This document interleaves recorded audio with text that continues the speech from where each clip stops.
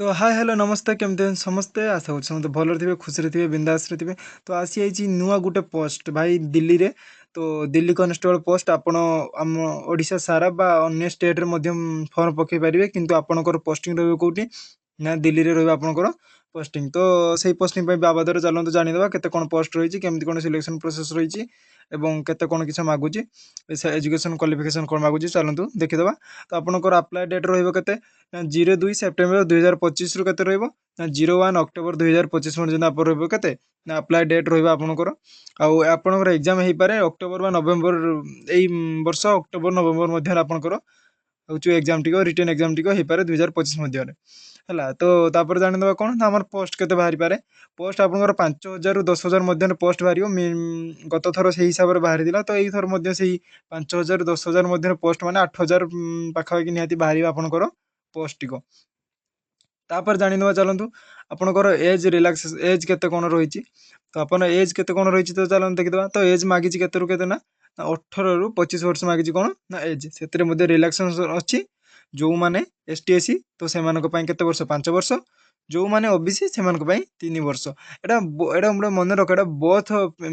Mail and female ଏଗୁଡ଼ାକୁ apply କରିପାରିବେ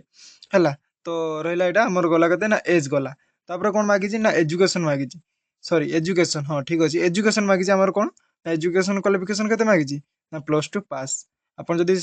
ସାଧାରଣ +2 ପାସ୍ ଟିଏ ମଧ୍ୟ କରିଥିବେ ଆପଣ ଏ ପୋଷ୍ଟ ପାଇଁ ଆବେଦନ କରିପାରିବେ ତାପରେ ରହିଛି ଆପଣଙ୍କର କ'ଣ ନା +2 ପାସ୍ ସହିତ ଯଦି ଆପଣ ମେଲ୍ ହେଇଥିବେ ଆପଣଙ୍କ ପାଇଁ କ'ଣ ରହିବ ନା ଡ୍ରାଇଭିଂ ଲାଇସେନ୍ସ ଆପଣ ଡ୍ରାଇଭିଂ ଲାଇସେନ୍ସଟି ଦରକାର ଯଦି ଡ୍ରାଇଭିଂ ଲାଇସେନ୍ସଟି ହେଇଯାଉଛି ତ ଆପଣଙ୍କର ହେବାର ଚାନ୍ସ ଟିକେ ଅଧିକ ରହିଛି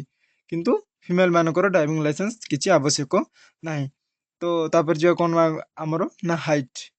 ତ ହାଇଟ୍କୁ ଯିବା ତ ହାଇଟ୍ ମାଗିଛି କେତେ ନା 170 ସେଣ୍ଟିମିଟର କିନ୍ତୁ ST SC ପିଲାଙ୍କ ପାଇଁ କେତେ ଦେଇଛି ନା 165 ସେଣ୍ଟିମିଟର ରିଲାକ୍ସେସନ୍ ଅଛି ତ ଏଇଟାରେ ସିଲେକ୍ସନ୍ ପ୍ରୋସେସ୍ କେମିତି ହେବ ଇଏ ଥିଲା ଆପଣଙ୍କର ଏଲିଜିବିଲିଟି ଉପରେ ଆପଣ ଯଦି ଏତିକି ଏଲିଜିବିଲିଟିରେ ଅଛନ୍ତି ତାହେଲେ ଆପଣ ଚେଷ୍ଟା କରନ୍ତୁ ନିହାତି ଏଇ ବର୍ଷ ଭିତରେ ଆପଣଙ୍କର ପୋଷ୍ଟିଂଟା ହେଇପାରେ ଆଉ ଆପଣ ଟିକେ ଚେଷ୍ଟା କରନ୍ତୁ ଟ୍ରାଏ କରନ୍ତୁ ରିଟିନ୍ ପାଇଁ ଟିକେ ଭଲସେ ପ୍ରିପେୟାର ହୁଅନ୍ତୁ ଫିଜିକାଲ୍ ମଧ୍ୟ ଆପଣ ଟିକେ ଠିକ୍ସେ ଇଏ କରନ୍ତୁ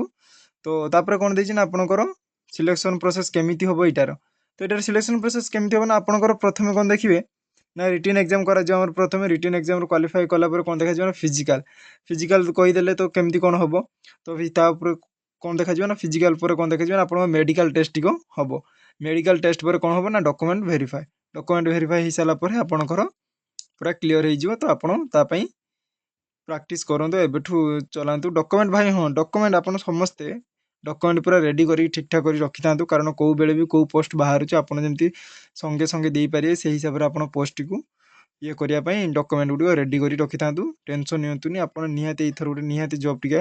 2026 ସୁଦ୍ଧା ଆପଣଙ୍କ ହାତରେ ଜଏନିଂ ଲେଟର୍ଟେ ନିହାତି ଥିବ ତ ଆପଣ କ'ଣ ରହିଛି ରିଟିନ୍ ଏକ୍ଜାମ୍ ରହିଛି ରିଟିନ୍ ଏକ୍ଜାମ୍ ଯେଉଁ ପ୍ରଥମେ ରହିଛି ରିଟିନ୍ ଏକ୍ଜାମ୍ଟା ସେଇ ସମ୍ପର୍କରେ ଟିକେ ଜାଣନ୍ତୁ ଟିକେ ଭଲସେ କଥା ହେଇଯିବା ତ ରିଟିନ୍ ଏକ୍ଜାମ୍ କ'ଣ ରହିଛି ଆପଣଙ୍କର ରିଟିନ୍ ଏକ୍ଜାମ୍ ରହିଛି ଆପଣଙ୍କର 100 ମାର୍କର ହେବ କେତେ ନା ରିଟିନ୍ ଏକ୍ଜାମ୍ 100 ମାର୍କର ହେବ କିନ୍ତୁ କେଉଁ ସବଜେକ୍ଟ ଆସିବ ଆପଣଙ୍କର ଜିକେରୁ ଆଇବ କେତେ ଆଇବ ନା 50 ମାର୍କ ଆଇବ ରିଜନିଂରୁ ଆପଣଙ୍କର ଆଇବ 25 ମାର୍କ ମ୍ୟାଥ୍ରୁ ଆଇବ 15 ମାର୍କ କମ୍ପ୍ୟୁଟର ଆଇବ 10 ମାର୍କ ହେଲା ତ ଆପଣଙ୍କର ଟୋଟାଲ୍ ମାର୍କ ଆସିବ କେତେ ମାର୍କ ନା 50 100 ମାର୍କର କ୍ୱେଶ୍ଚନ୍ ଆପଣଙ୍କର 100 ମାର୍କର କ୍ୱେଶ୍ଚନ୍ ଆପଣଙ୍କୁ କେତେ ମିନିଟ୍ ମିଳିବ ନା 90 ମିନିଟ୍ ମିଳିବ ଆପଣଙ୍କୁ କ୍ୱେଶ୍ଚନ୍ ସବୁ କରିବା ପାଇଁ ତ ଆପଣ ଯଦି 90 ମାର୍କ ସରି 100 ମାର୍କରୁ ଯଦି ଆପଣ ରଖୁଛନ୍ତି 70+ ରଖୁଛନ୍ତି କାରଣ ଯେହେତୁ ପୁରା ଷ୍ଟେଟ୍ ପୁରା ଇଣ୍ଡିଆ ଯାକର ପିଲା ପକାଇ ପାରିବେ ତ ଏଇଟା ନିହାତି ଟିକେ କମ୍ପିଟିସନ୍ ଅଧିକା ହେବ ତ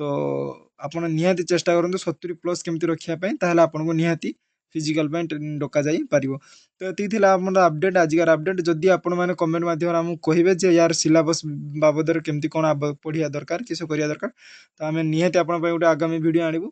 ତ ଇଏ ଥିଲା ଆପଣମାନଙ୍କ ପାଇଁ ସାଧାରଣ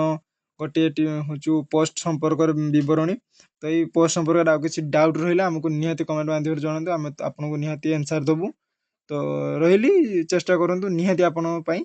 ଏଇ ବର୍ଷ ଜଏନିଂ ଲେଟର୍ଟା ନିହାତି ଆସିବ ଜୟ ଜଗନ୍ନାଥ।